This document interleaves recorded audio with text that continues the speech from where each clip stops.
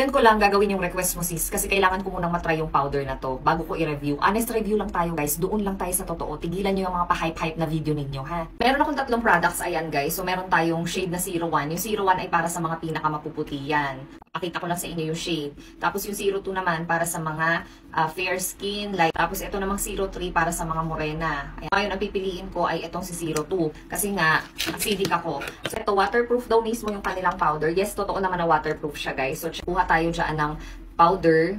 Tapos i-apply natin siya. Tingnan nyo ha, hindi tayo naka-filter. Kasi kung mapapansin ninyo, kita yung aking mga redness. Dito, dry skin ako. Etong ganitong matte na klase ng mga powder, hindi pwede sa dry skin. So, ang gagawin nating mga dry skin, dahil maganda naman yung face powder, kailangan nyo mag-serum. Kailangan nating mag-moisturizer, which is ginawa ko na sa balat ko. Kaya ayan, kalmado naman na siya. Parang nabura yung ating face. Totoo yung sinasabi naman nila na para siyang nag-filter ka. Do powder finish. Medium coverage. See? Natakpan yung aking mga redness. Ito siya. Then, ito naman siya ngayon. Yan. So, totoo naman na maganda ang kanilang powder.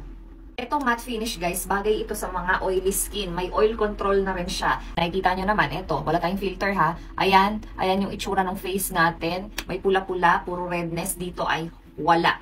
Basahin naman natin ngayon mismo yung face natin. Kasi sabi nila, waterproof naman daw ito. Waterproof. Yes. Basta lang, huwag niyong kuskusin. Yes, waterproof naman siya. Nandyan pa rin yung ating powder.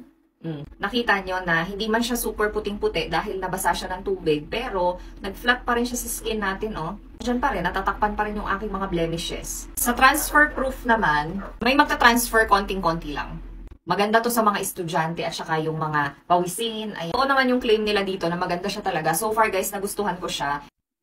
Kailangan guys, pag bumibili kayo ng mga ganito online, kailangan alamin niyo yung tamang shade ninyo, ha? Alamin niyo kung ano yung skin tone ninyo. Huwag kayong basta bili ng bili. Kung to be honest, 249 pesos, hindi na masama. Ang sa mga good buy at worth it for me. Hindi ko kayo gino-joke. Simple lang naman yun. Kung ayaw nyo bumili, edi wag. Kung gusto nyo bumili, edi bumili kayo. Bahala kayo sa buhay ninyo. Wala na tayong mga hype-hype dyan. Basta pinapakita ko sa inyo na maganda yung product. Bahala na kayo magdesisyon kung gusto ninyong kumuha. Nandyan yan sa yellow basket guys, okay? So kung nakagamit na kayo nito, i-comment nyo lang dyan sa ating comment section.